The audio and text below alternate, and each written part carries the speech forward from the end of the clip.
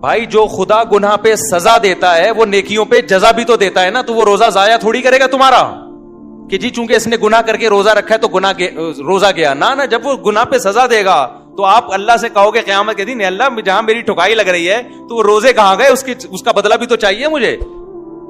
تو نیکی پہ تو 10 ملتے ہیں اور گناہ پہ 1 ملتا ہے. میں سمجھا پا رہا ہوں یا کسی جیپنیز کو بلاؤں سمجھانے کے لیے؟ تو اس کا پہلا فائدہ کیا ہوگا؟ آگے مزید آگے جانے سے جو فحش فلمیں دیکھ رہا ہے, اگر وہ فلمیں اللہ نہ کرے کوئی دیکھنا اچھا کام نہیں ہے, عادت نہیں چھوٹ رہی, لیکن وہ جب دیکھے کچھ سزا دے تو زنا سے تو کم از کم بچے گا نا, وہ مزید آگے نہیں جائے گا کیونکہ وہ یہاں ہی بیریئر لگا رہا ہے.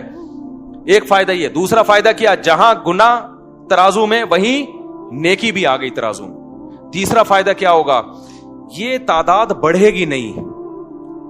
جیسے جو برائی کرتے ہیں نا وہ پھر کرتے کرتے کرتے بہت زیادہ شروع کر دیتے ہیں. جب سزا دو گے تو وہ برائی بھی ایک لمٹ میں ہو جائے گی, اس سے زیادہ تعداد میں کوالٹی وائز بھی نہیں بڑھے گی اور کوانٹٹی کے لحاظ سے بھی نہیں بڑھے گی.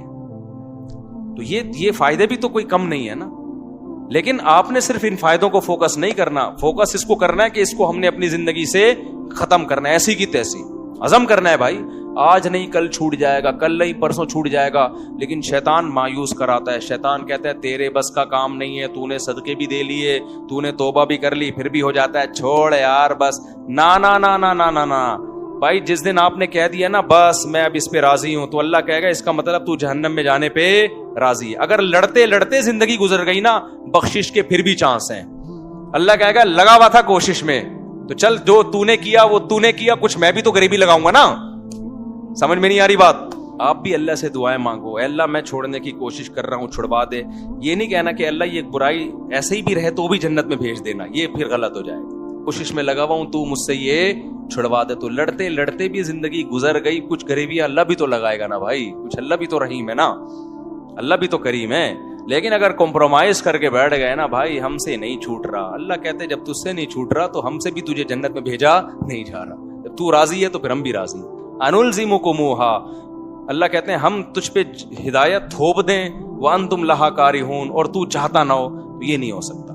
سمجھتے ہو کہ نہیں سمجھتے؟ تو اللہ اس گدے گھوڑوں والی زندگی سے ہماری بھنگیوں چماروں والی زندگی, یہ لفظ یاد رہے گا. جب بھی کوئی دوست آ کے بولا کرے نا, گرل فرینڈ بولا یار کام بھنگیوں چماروں والے کر رہا ہے, یار کام کون سے کر رہا ہے؟ بھنگیوں چماروں والے. اور جو کوئی شادی کیا کرے بولو پیغمبروں والا کام کیا ہے. دوسری شادی کی ہے, کیا کیا ہے؟ پیغمبروں. تیسری شادی پیغمبروں والا. چوتھی بھی کی ہے, بولو سلیمان علیہ السلام والا کام کر لیا تو نے تو. لیکن پھر آگے حقوق بھی ہیں, کیونکہ بہت سے لوگ شادیاں کر کر کے دائیں بائیں کر رہے ہیں سارے معاملہ, تو حقوق بھی ہیں آگے. تو حقوق تو ادا کرنے کی نیت ہی سے کرتا ہے نا آدمی جو نکاح کرے گا. پھر بھی بہت سے لوگ ہیں حقوق ادا نہیں کرتے, تو بھائی میں اس کا ذمہ دار نہیں ہوں, وہ میرے سے پوچھ کے ظلم نہیں کر رہے, وہ خود ہی کر رہے ہیں. تو اللہ ان سے قیامت کے دن پوچھ لے گا. نبی نے فرمایا جس کی 2 بیویاں تھیں عدل نہیں کیا, آدھا دھڑ اس کا فالج زدہ ہوگا قیامت کے دن.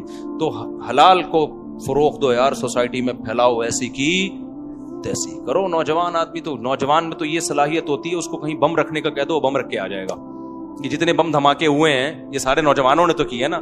لیکن جب اس کو دوسری شادی کا بولو, یار کیسے یار سوسائٹی میں اس سے کہتا ہوں یار اگر کوئی تجھے برین واش کر کے بم رکھوا دیتا نا, تو برین واش ہو جاتا, حوروں کی لالچ میں بم رکھ کے آ جاتا. تو وہ ایک آدمی کو کسی نے حوروں کی لالچ دی کہ تو فلاں جگہ بم رکھ دے, مرے گا تو حوریں ملیں گی. ہوتا تھا نا, وہ برین واش کر دیتے ہیں غلط لوگ.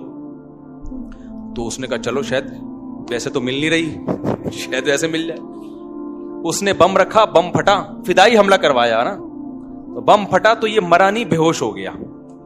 اب یہ سمجھ رہا ہے کہ میں مر گیا ہوں. تو جب ہسپتال میں گیا تو کالی کالی چڑیل جیسی نرسیں اس کے ارد گرد کھڑی ہوئی تھی, اور پولیس والے بھی تھے, ان کو تو اریسٹ کرنا تھا اس کو. جیسی ہوش میں آئے تو جیسے اس کی آنکھ کھلی نا, ایک چڑیل کا ہاتھ پکڑ کے بولتا ہے باقی حوریں کدھر ہیں؟